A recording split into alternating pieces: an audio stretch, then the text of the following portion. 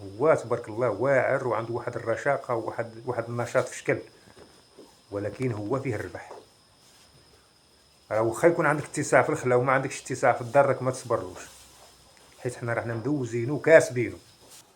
السلام عليكم ورحمة الله يا جماعة الخير، مرحبا بكم في فيديو جديد.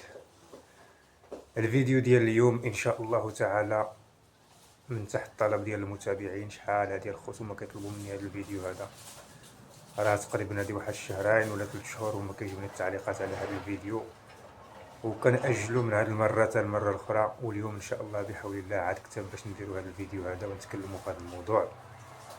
وهاد الفيديو هذا خاص بالناس اللي كيبغيو يكسبوا المعيز وكيسولوني وكيقولوا لي خاي بوج مع دير لنا شي فيديو وتكلمنا على المعيز وتكلمنا على الطريقة ديال الشراء ديالهم والطريقة ديال الكسيبة وشنو هي الإمكانيات اللي خاصها تكون باش نكسبوا المعيز. اليوم الخوت غنتكلموا على هذا المشروع ديال المعيز، ولكن قبل ما نبداو الخوت ما تنساوش تفاعلوا معنا، الله يجازيكم بخير، باش المحتوى ديالنا يوصل للناس، وتفاعلوا معنا الخوت باللايكات وبالجيمات الا عجبكم المحتوى ديالنا. اما الانسان اللي ما كيعجبوش المحتوى ديالنا لا حرج عليه، هذاك بلا ما يدير لنا لا تعليق ولا يدير لنا جيم، هذاك معذور، هذاك ما كيعجبوش المحتوى ديالنا وما عندوش علاقه بهذا المحتوى.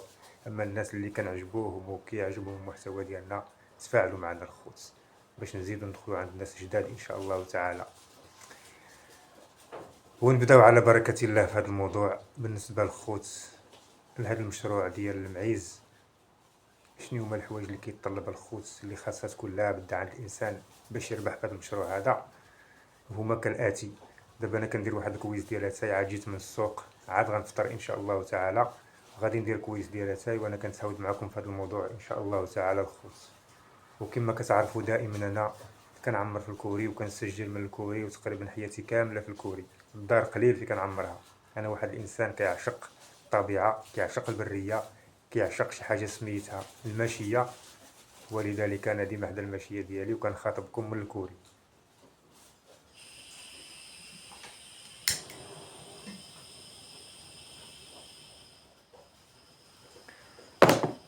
بالنسبه للاخوان المشروع ديال المعيز، الا كان الخوت عندكم التاسع ساكنين في شي بلاصه حدا الغابه، ولا عندكم البلاصه فيها السدر والاتساع والرعيه الخوت، كنصحكم باش تشريو المعيز وتكسبوا المعيز. الربح ديال المعيز الخوت ربح بوحدو، هذاك فيهم الخوت الربح وفيهم ثمره بزاف. راه ما كيكسب المعيز وكيربح منهم ما عدا الانسان اللي كيكون عنده اتساع وكيكون صبار. بهذا المعنى هذه صبار، هما واعرين الخوت، المعيز واعرين. المعيز الا ما كانش عندك الكوري ديالهم بوحدو وعندك اتساع راك ما تكسبهمش من ناحيه الصداع ديالهم. كثير شي فاش كيبداو يكسبوا الصداع كيولي عندك وتلغلغ بحال اللي عندك الجوق في الدار.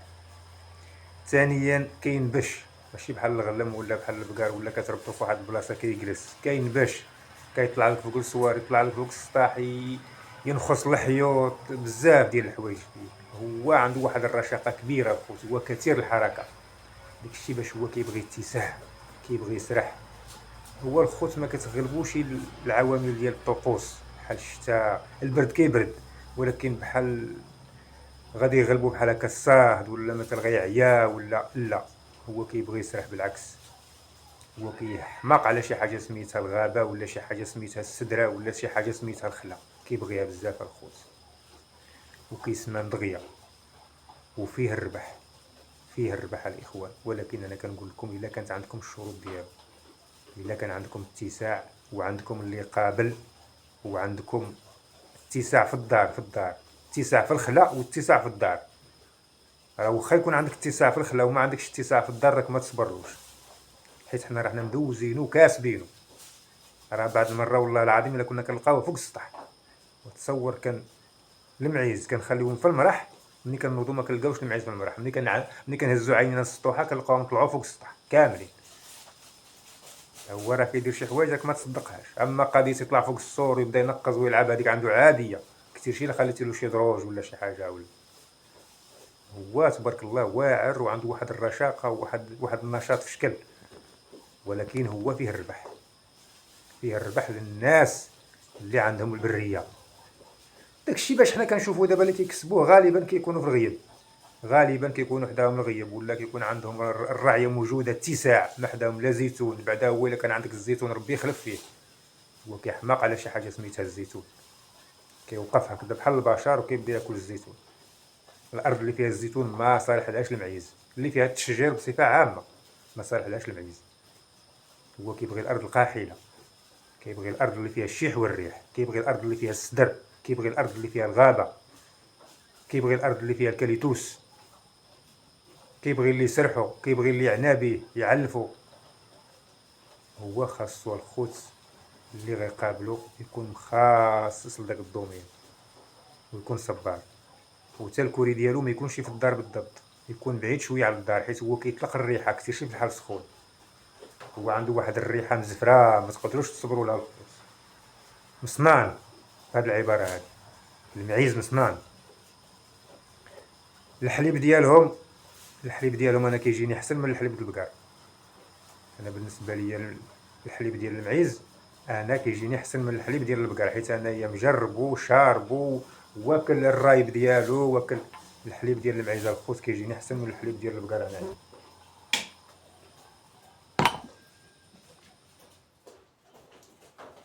انا واحد الوقت كنت شريت معزه، حنا كنقولها معزه صباليونيه، من داك المعيز السرتي، معزه قرعه تبارك الله عندها 3.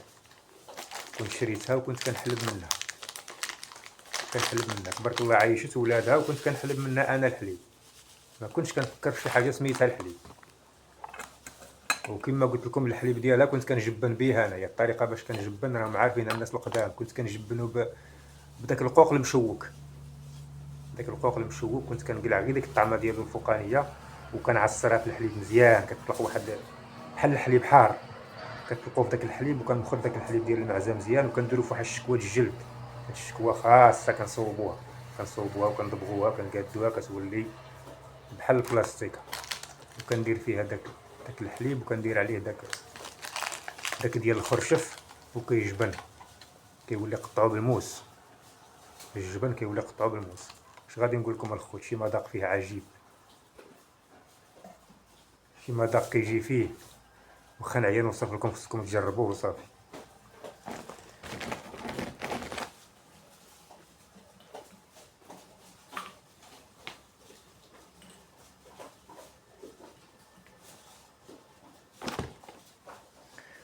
هادي بالنسبه للناس اللي كيسولوني على المشروع ديال المعيز. المشروع الخوت ديال المعيز ناجح 100%. خصك يكون عندك غير جوج الحوايج، يكون عندك غير اتساع ويكون عندك اللي قابلو والبلاصه فين غديرو. هو المشروع ناجح، هما ما كيمرضوش بعدا بزاف، ما فيهمش داك التبرزيط ديال هذه الشوكه، هذا المرض داكشي قليل عندهم بسيط. ثانيا هما كيسرحوا، حتى العلف ناقص، ماشي بحال الغلم ولا بحال الخروف. الا كنتي غتعلف مثلا الغلمه واحد المد في النهار ولا هادو كتعطيهم واحد السطل ولا سطل وشويه، تقريبا نص ناقص ولا تقريبا. حتى العلف ناقص، حتى الادويه ناقصه، انما هو زايد في التعب ديالو، في السرحه ديالو، المقابله ديالو زايد، حيت واعر الخوت وكيسراح. خاصك واحد يكون اختصاصي ليه، او لا تكون خارج ليه انت كريكس. عرف ملي غتجيبو في العشيه غتمشي تسرح به، وغتجيبو في العشيه غتجي بحال كنتي كتلعب كره، غتجي مدقدق. انا كنقول لكم الخوت راه حنا كنا كاسبينو وكنا كنربحو فيه الفلوس صحيح. ومني كان المعيز رخيص وكان الوقت راكو عارفين ماشي بحال دابا. اما دابا متصاب غير يكون عندك جديد الغابه، دابا متصاب غير يكون عندك المعيز اللي راعي سميتو، راعي العشوب وراعي لحقو، ويعرفوه الناس عندك تبيعو بثمن. بلا ما تشاوروني في هذه القضيه الخوت ديال المشروع ديال المعيز، غير توكلوا على الله. الا كانت فيكم هذه المواصفات اللي ذكرت دابا، قضيه شنين نشريو، واش نشريو المعزه ولا نشريو الجديه ولا نشريو الجدي ولا. شوف الاخوان، هي من الافضل وهذا رايي انا، ويقدر يكون غلط يقدر يكون صحيح، الانسان يشري المعزه والده. ملي كتشري المعزه والده، اولا كما قلت لك بعدا ملي كتهلا فيها بالسرحه وبالعلف كتعيش لك ولادها وكتحلب منها انت. هذه نقطه بعدا ديرها في بالك. ثانيا ملي كيكبروا ولادها كتربح ولادها وكتبقى لك هي 10 ولا كتبيع حتى هي ما عندكش مشكل، المهم كتخلي لك الربح. اما الا شريتي غير جدي بوحدو، جدي بوحدو حتى هو فيه الربح، حتى هو كنا كنشريوه كنا كنعزلوه غير جدي بوحدو وكنسرحوه شي شويش وكنبداو نعلفوه كيسمان في البلاصه، حتى هو فيه الربح. اما شريو المعزه والده ولا شريو جدي بوحدو، عزلوها واحد 30 جدي ولا 50 جدي ولا وسرحوها قابلوها واحد الشهرين ولا غادي تبيعوها. انا في نظري الا كان عندكم اتساع وعندكم المواصفات ديالو، في نظري احسن من الخروفه، احسن ما تشري الخروفه وتسمنها، حيت هو ما فيهش داك الخوف كما قلت لكم وداك الدواء وداك المشاكل وداك. صافي سرح ورجع للدار وعلف. غير انما كاينه واحد القضيه، هو هذا المشروع ديال المعيز باش كيختلف على الغلم عاوتاني، ما يمكنلكش تكسبو في اي منطقه. الغلم فيما بغينا نكسبوها في الشمال ولا في الجنوب ولا في الشرق ولا في سميتو في المملكه المغربيه عامه.